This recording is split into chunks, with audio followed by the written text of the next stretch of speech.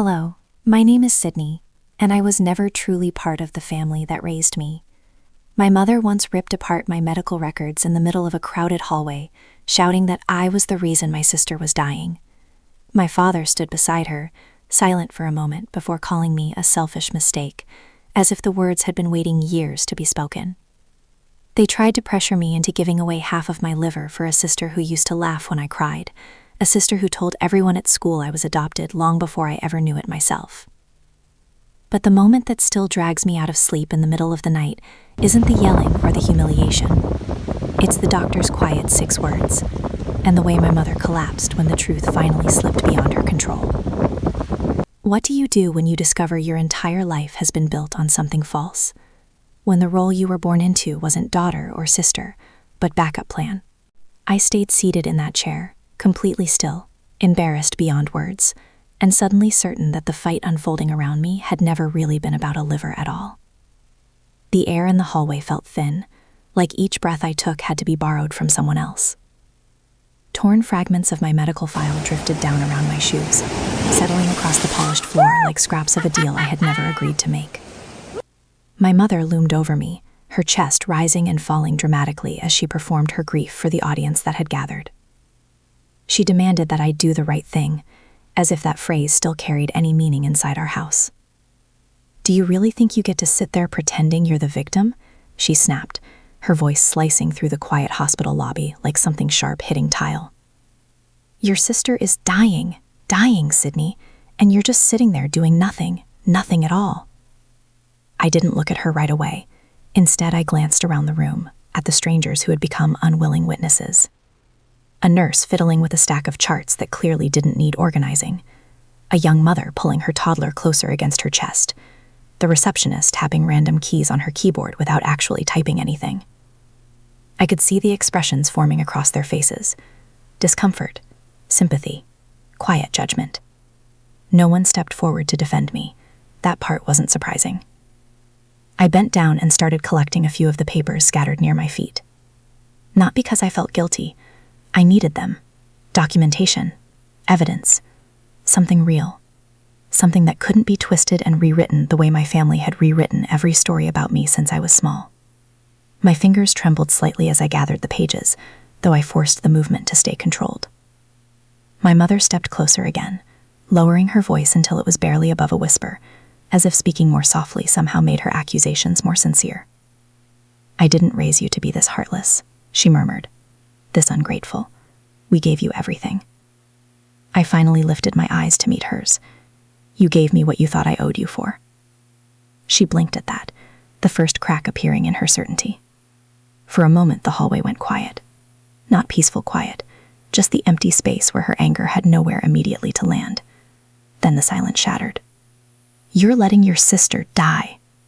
The words bounced down the corridor, louder than they should have been, echoing off the tile and glass. She knew exactly how far her voice carried. A nurse froze beside the vending machine. A security guard further down the hallway turned toward us immediately. My mother's voice spread through the building like a headline she had carefully crafted. I didn't react. I didn't flinch. I didn't cry. I remained exactly where I was because I recognized the performance for what it was. This wasn't the first time she had staged her suffering for an audience, and I refused to be the actor who helped her extend the scene. Through the glass window of room 311, Vera lay propped up in her hospital bed. Her skin had gone pale from months of treatment, and chemotherapy had softened the sharp perfection she used to maintain with flawless makeup, but her eyes were unchanged. Her gaze found mine through the glass, held it for several long seconds, and then she smiled. It wasn't gratitude. It wasn't relief or desperation. It was something colder. Ownership. That had always been Vera's specialty. She didn't mouth a single word. She didn't need to. The message in her expression was clear enough. I'm still the center of everything. You're still just the satellite spinning around me. For a moment, I thought I might see fear in her face, or maybe a trace of humility. Instead, I saw satisfaction, a quiet confidence that the situation would eventually bend in her favor, like it always had, and seeing that expression stirred something buried deep inside me. Slowly, I stood up, clutching the papers I had managed to gather. My mother's breathing, which had been frantic moments earlier, had now settled into something calmer as she transitioned from anger to silent martyrdom. "You'll regret this one day, Sydney," she said softly, her eyes drifting away from mine as though she was already imagining the tragedy. When she's gone, when this whole family is gone, you'll remember this moment, and you'll hate yourself. I tilted my head slightly, studying her rather than challenging her. Funny, I said quietly. I remember plenty of moments already. None of them ever looked like family. Then I turned away, not toward Vera's room, not toward my mother, not even toward the exit doors. Instead, I walked down the hallway toward the nurse's station. The small group of onlookers shifted out of my path as I approached. The nurse who had been closest to the confrontation looked up and met my gaze briefly. She opened her mouth like she might say something, but whatever words she had in mind never made it out. I didn't need them. Everything I had ever wanted to explain, every defense I had rehearsed in my head for years, every piece of proof that I wasn't the villain they painted me to be, was already lying behind me on the floor, torn apart but still somehow more honest than the family story they had tried to force me into. When I reached the end of the corridor, I paused for a brief moment. The clock mounted on the wall read 10:42 a.m. I remember that detail clearly because I remember thinking that this exact minute was when everything truly broke apart.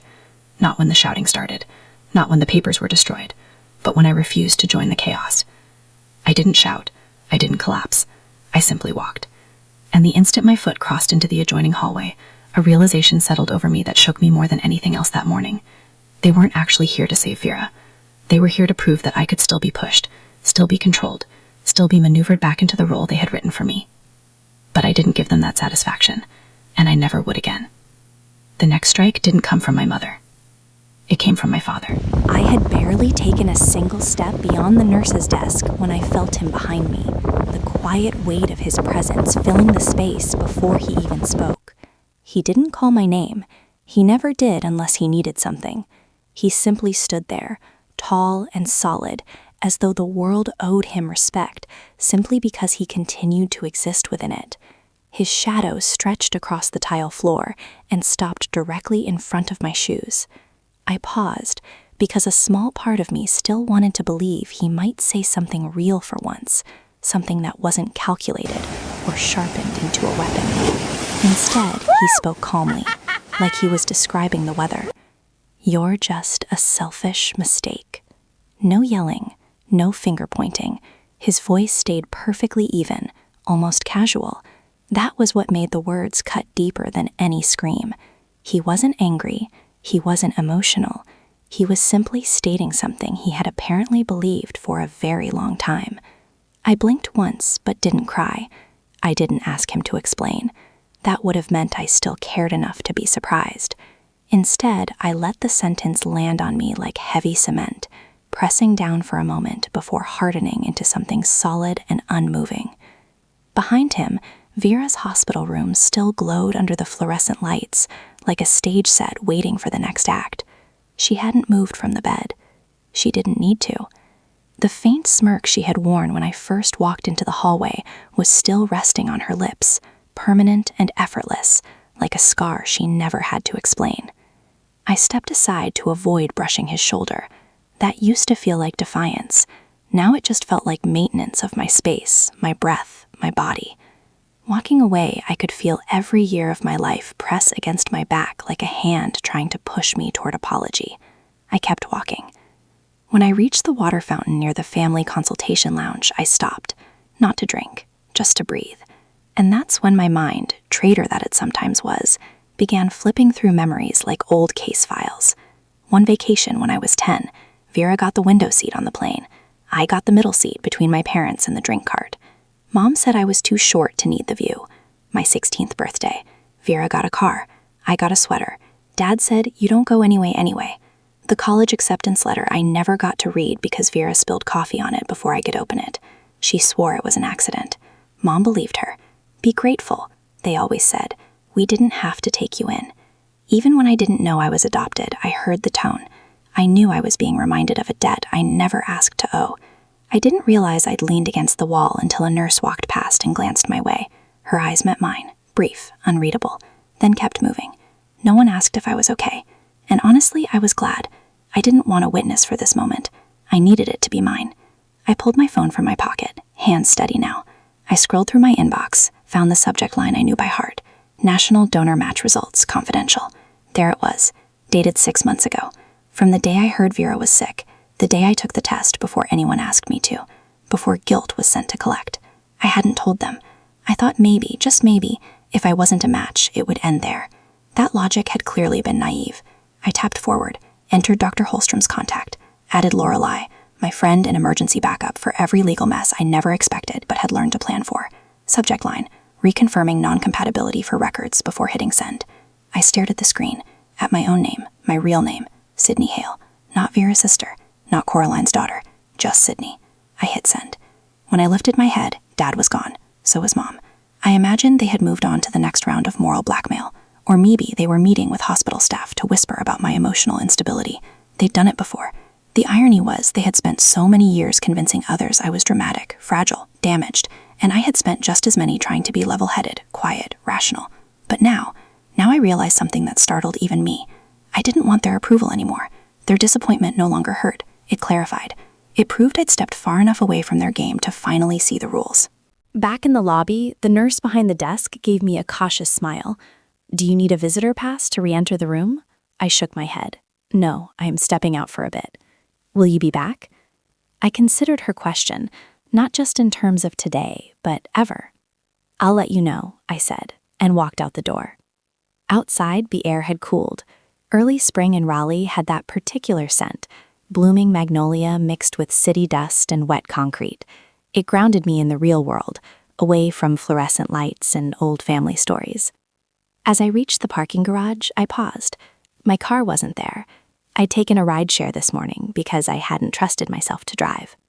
I called another 5 minutes out. Enough time to do one more thing. I opened the Notes app on my phone and typed.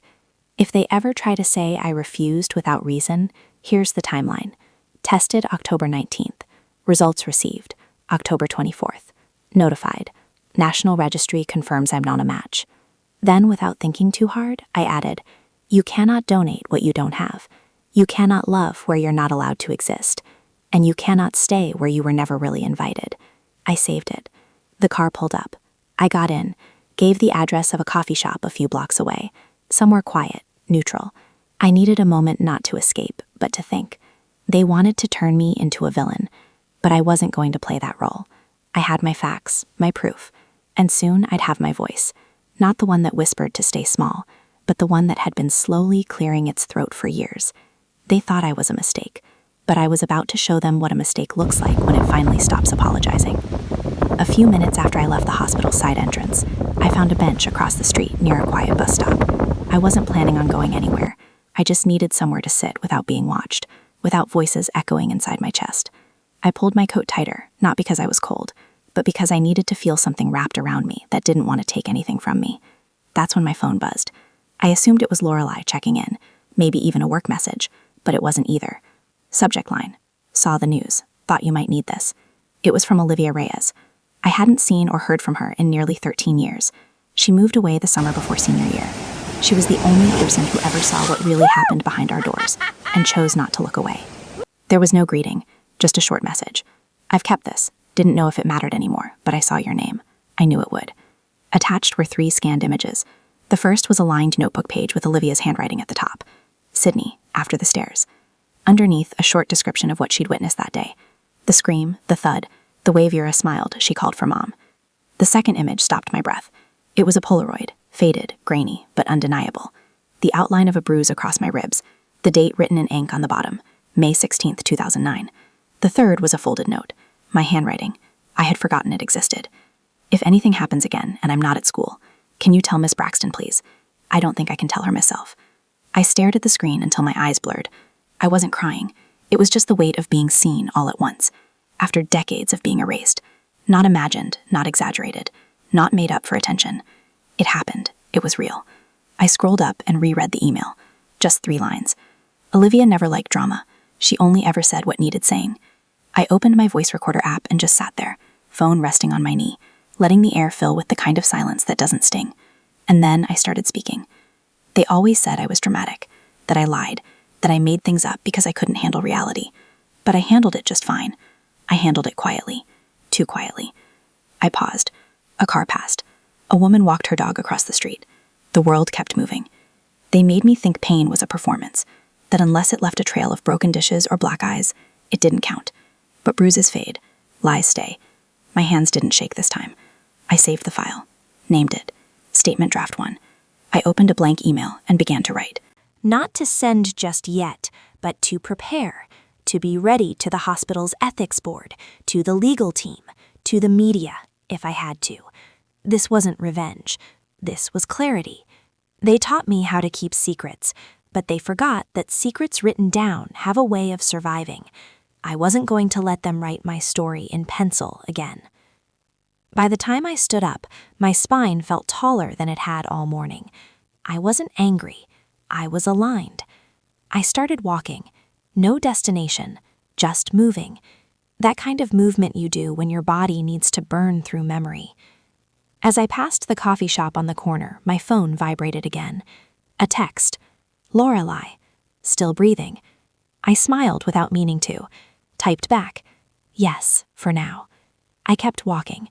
By the time I circled back to the hospital entrance, dusk had crept in.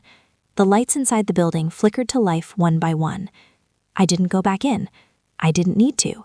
Instead, I pulled out my phone again, opened the email from Olivia one more time, and saved the attachments to a private folder titled, They Knew. Because they did. They knew what Vera was, what Coraline protected, what Merrick ignored. They didn't just let it happen. They orchestrated it, maintained it, used it. They didn't just forget what they did. They counted on me forgetting, but I didn't. And now I wouldn't let anyone else forget either. I stood there staring at Vera through the narrow glass pane, her expression still molded in that smug half-smile. She hadn't expected me to find out. That much was clear. The silence between us wasn't quiet. It was loaded. Not with confusion, not with grief, with calculation. I turned and walked away, heading down the hallway just as Dr. Holstrom waved me back into his office. His tone hadn't changed from earlier. Measured, clinical, but his eyes flickered with something else this time. Caution. Miss Hale, thank you for coming back in, he said, motioning to the chair across from him. I sat without a word. I was done exchanging pleasantries. He pulled up a file on his screen and tapped the screen with his pen. Something's off in your file. I'm trying to verify all registry activity, and it shows you were already tested for compatibility 6 months ago. I blinked. Yes, I was. I submitted a donor test last October when I first heard Vera was sick. He tilted his head. The issue is your mother marked on intake that you hadn't, that this was your first evaluation. My stomach clenched, but my voice stayed steady. Was the result sent to her? He nodded slowly. You listed Coraline Hale as your emergency contact. The National Donor Registry confirmed they emailed the results to her, along with the standard letter indicating you were not a match. For a second, I couldn't breathe. She knew. She had the answer. She read it. And she still dragged me here like livestock, like I owed them my body simply because they fed me once. I closed my eyes. That wasn't a lie. That was sabotage. I want a printed copy, I said finally, of that email and the registry's confirmation. I want it for my records.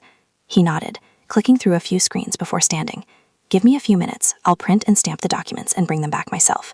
When he left, I let out a slow breath, then opened my phone. The screen glared back at me, filled with text from Mom, Vera, and even Dad. All unread, all unnecessary. I typed a new message to Lorelei. She lied about the test. She had it the whole time. I wasn't a match. I never was. Seconds later, her reply popped up. Do you have proof? I replied with a screenshot and added, I'm asking the hospital to document it now. Her next message came fast. Good. Send me the full copy. Time to start protecting yourself fully. The door creaked open again. Dr. Holstrom re-entered holding a manila folder. He handed it to me without sitting down. You'll find a notarized statement inside, along with the original registry letter and timestamp showing who accessed it. It's all legally admissible should that become necessary. Thank you, I said, meaning it.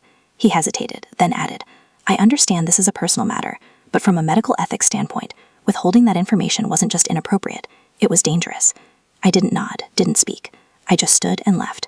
I passed by Vera's room again, and this time I didn't glance through the window. I stopped right in the doorway. She looked up from her phone, still in bed, IV lines trailing from her arm. Her smile was smaller now, more measured. You know I'm not a match, I said, my voice soft but anchored.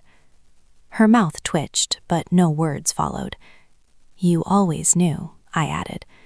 Did you think I'd keep bending forever? Still nothing. Just a blink. One slow, stunned blink. I stepped away before she could respond, walking with more resolve than I had since this circus began. At the elevator bank, I pressed the button and waited. I stared at the soft glow of the downlight as if it held secrets I hadn't yet uncovered. When the doors opened, I stepped in alone. I wasn't ready to leave the hospital entirely. Not yet.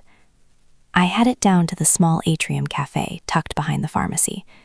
It was nearly empty, save for a young couple bickering quietly at a table and a nurse sipping tea by the window.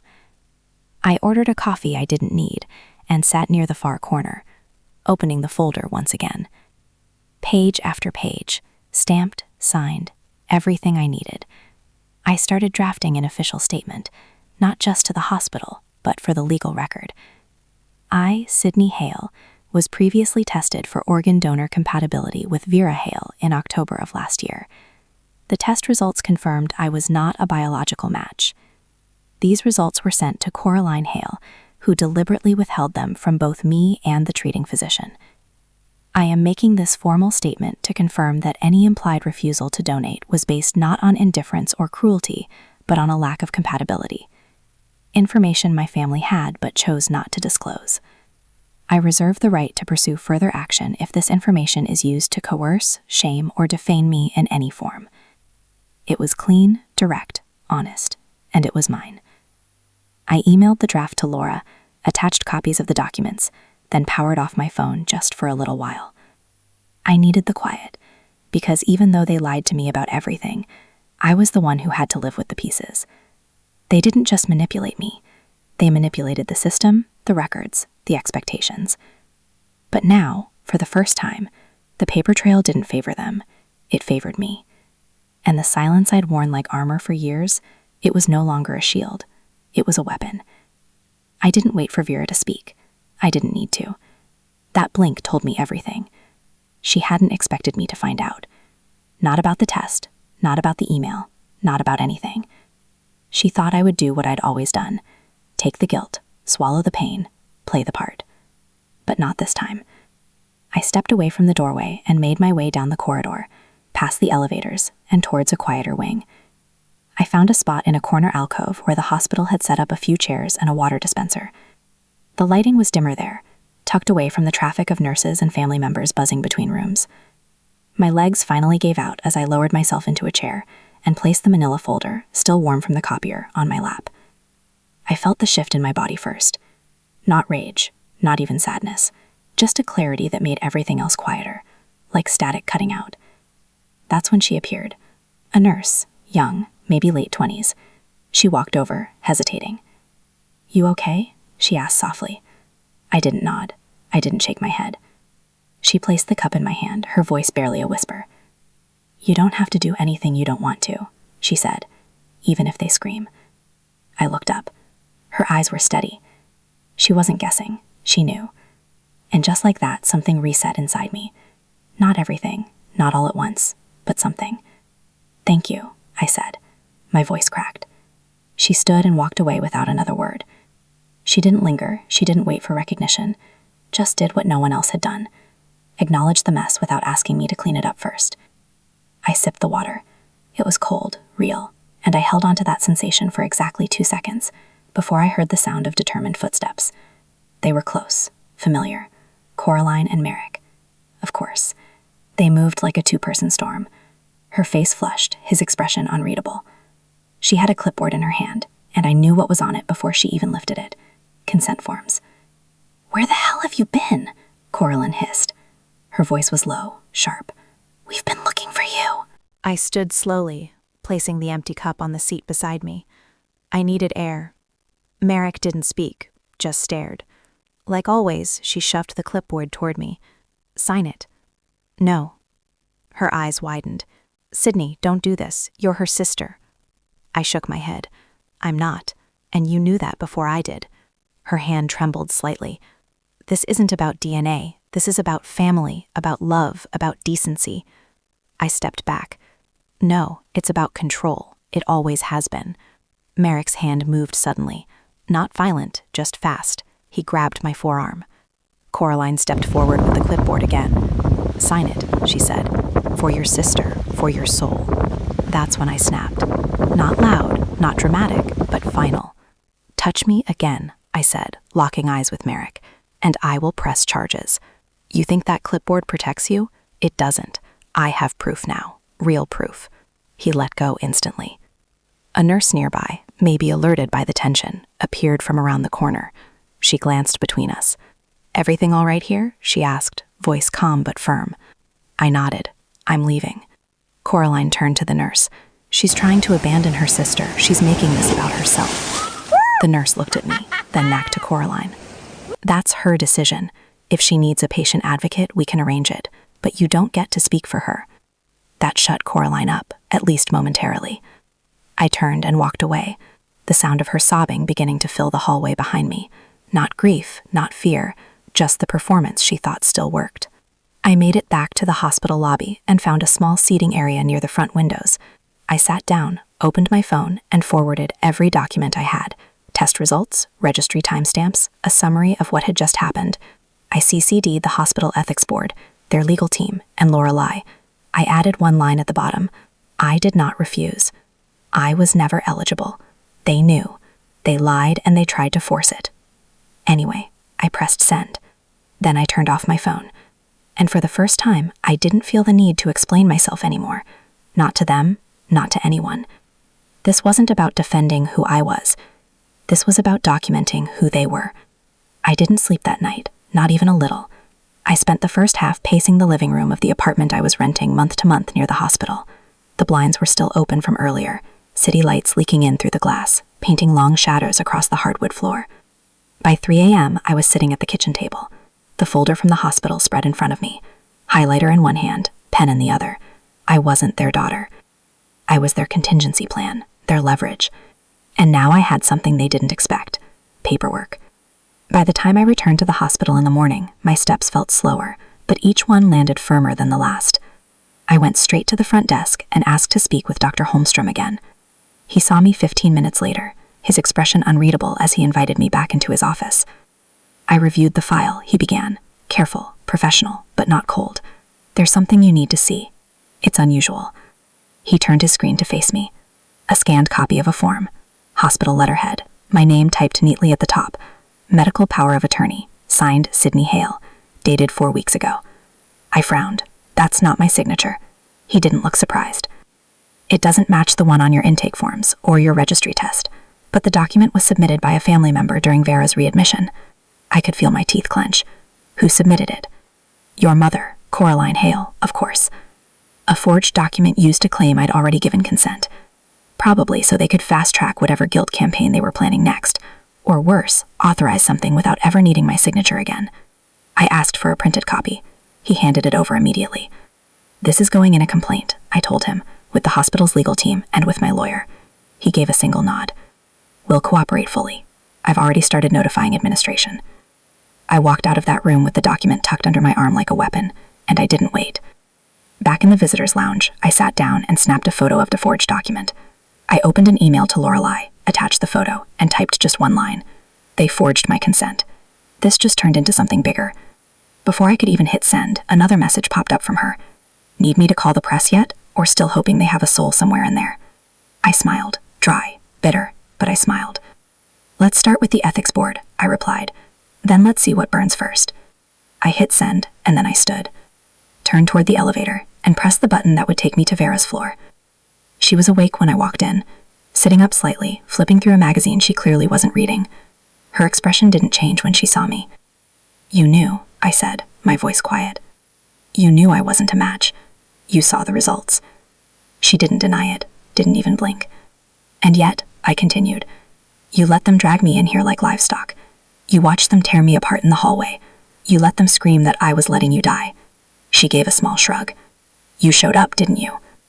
The audacity in that sentence, the calculation. She didn't need to yell. She didn't need to lie. She just needed to wait. "I came because I thought I could still believe in something," I said. "Not because of you. Certainly not for them." She tilted her head, resting it back against the pillow. "You're still making it about yourself." I took a step closer, not aggressive, just to be sure she heard me clearly. I sent every document to the board. I have the original registry results, the forged power of attorney, the timestamps, your text history. I didn't just come for the fight, Vera. I brought the receipts. Something flickered across her face. Then, not fear, just annoyance, like I was an inconvenient knot in the middle of her carefully tied ribbon. As I turned to leave, I said one last thing. You didn't win. You just delayed the truth. I left the room and didn't look back. Downstairs, I made a second set of emails, one to the hospital's compliance department, one to their legal office, and another to Lori again. Each one carried every document, every line, every date. By noon, the hospital responded with an acknowledgement of receipt. They would begin an internal investigation immediately. The email ended with this sentence: "Thank you for bringing this to our attention. We take ethical violations seriously." I stared at that line for a long moment, because it wasn't just about ethics. It was about dignity, about not being turned into a tool because someone else thought your body should be an extension of their regret.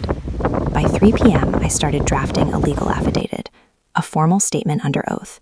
I wrote it cleanly, without metaphor, without rage, just facts. I included everything: the lie about the test, the forged document, the manipulation. And then at the very end, I added one line that wasn't required, but it was mine. This is not a daughter's rebellion. It's a woman's refusal to be erased. If they wanted war, they should have picked someone who didn't already survive one. By the time I stepped out of the elevator and walked back toward the main lobby, the hospital felt strangely alive, buzzing with the kind of curated urgency that only appears when cameras are involved. I knew something was happening before I saw it. The hush in the air wasn't about illness. It was about image. Through the glass partition separating the main hallway from the media room, I saw the podium. A small banner hung behind it: Community Gratitude Ceremony, Wake Med Medical Center. Coraline stood tall behind the microphone, clad in her usual navy blue blazer. Merrick was next to her, posture stiff, chin high. A live video feed of Vera played on the monitor beside them. She was reclined in her hospital bed, an oxygen line under her nose, smiling faintly. I hadn't been told this was happening. No one mentioned a press conference. And yet there they were, our family's picture-perfect trio. I moved closer, just outside the line of sight, and listened. "We are deeply grateful for the anonymous donor," Coraline said, her voice composed, every syllable soaked in performance. "Because of their generosity and the support of this incredible medical staff, our daughter Vera is alive today." Anonymous. My stomach clenched.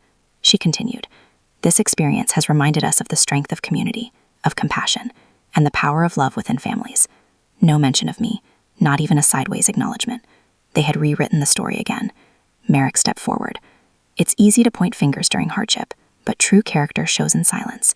We want to focus on healing now, not division." I watched myself disappear in real time. Not a name, not a breath. The photos on the easel showed Vera smiling with Merrick at her side, Coraline holding her hand during a treatment.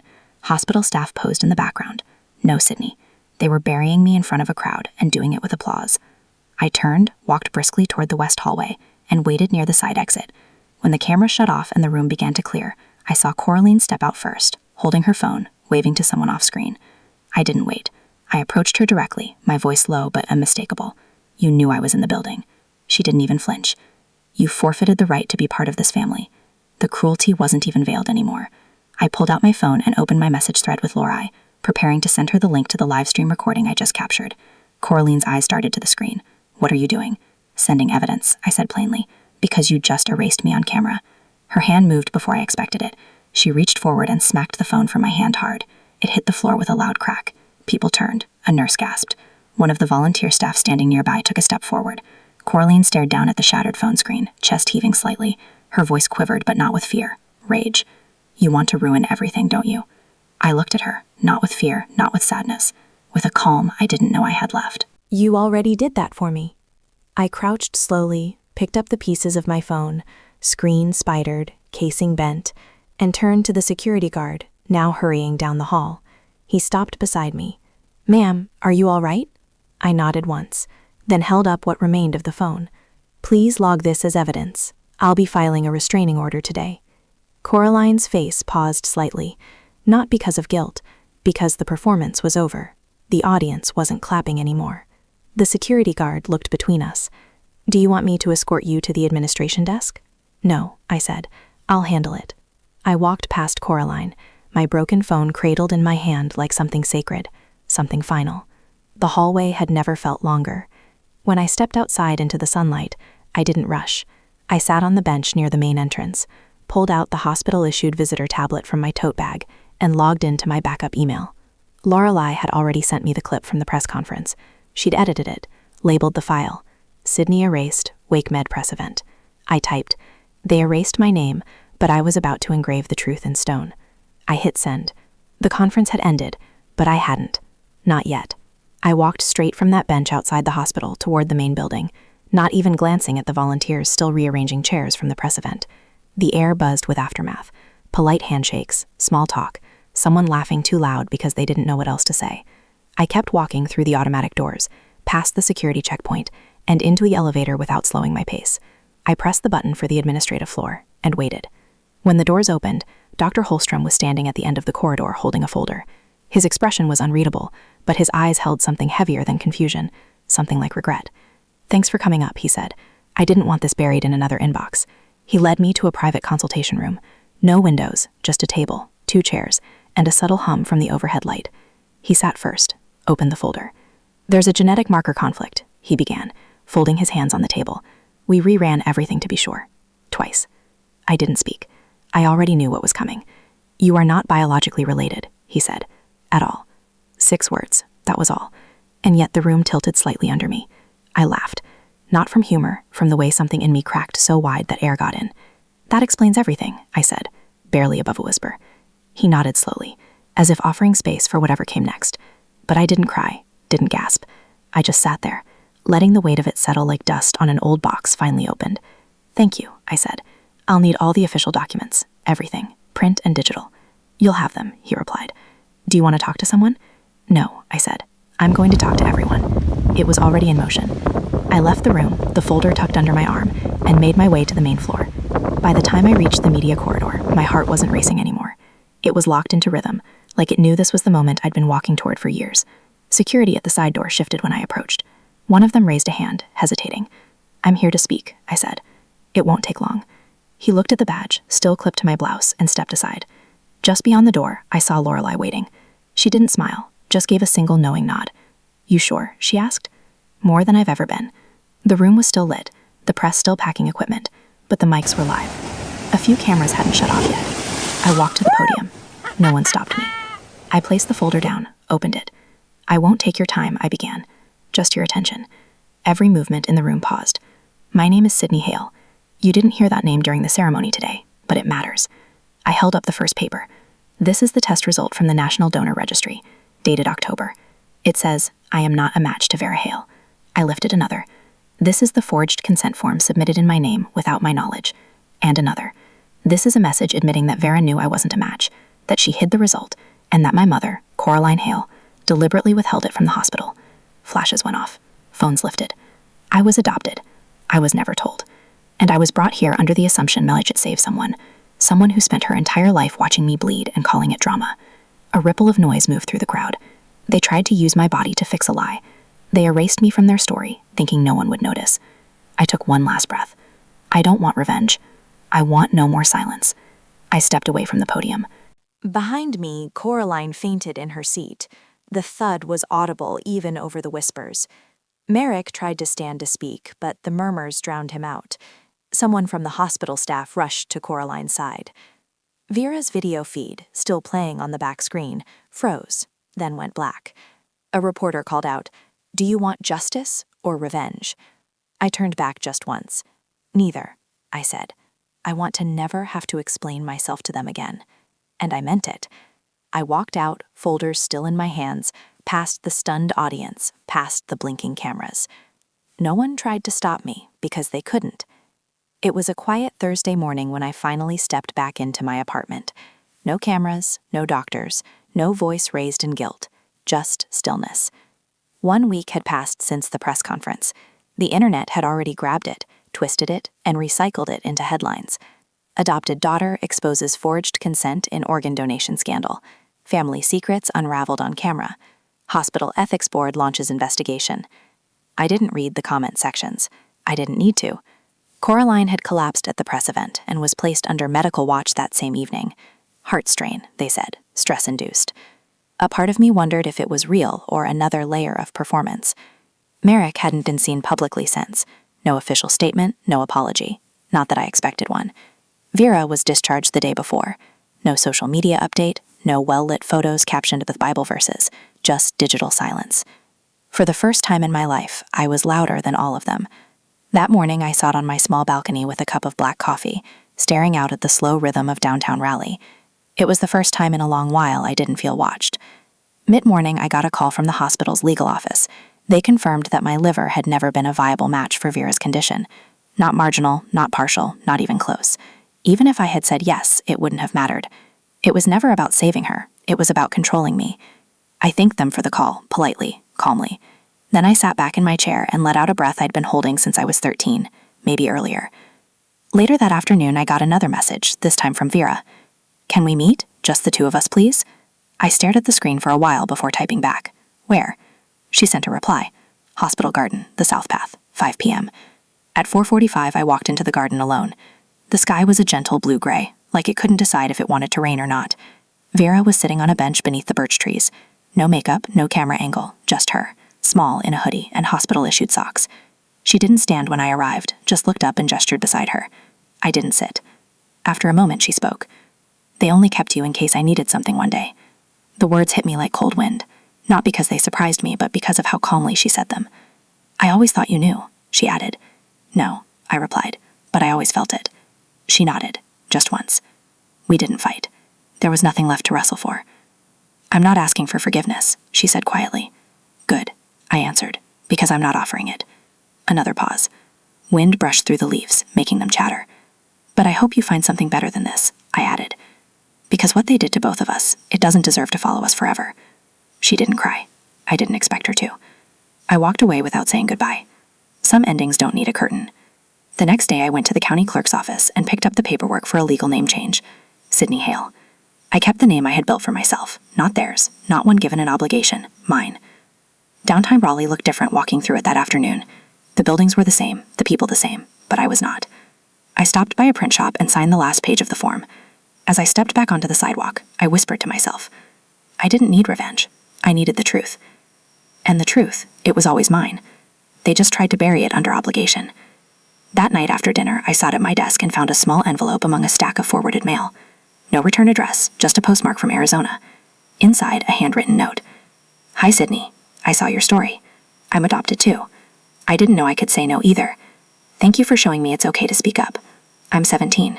You gave me something I didn't know I was allowed to have. Choice." No signature, just from someone who now knows she's not alone. I smiled, folded the letter gently, and slid it into the top drawer of my desk. Not in the file labeled evidence, but in the one labeled keepsakes. Because now it was no longer proof of pain. It was the beginning of peace. Some families collapse under the weight of their lies, but I built my life on the truth, and that's more than enough. Sometimes the hardest truth to accept is the one we've always suspected, that love can be conditional, and family can fail you in ways that leave invisible scars. But silence doesn't have to be permanent. Sydney's story reminds us that speaking up, even when it's painful, is often the first step to healing. Have you ever felt erased by the people who were supposed to protect you? Let us know in the comments, and don't forget to subscribe for more true emotional stories like this one. You're not alone, and your story matters.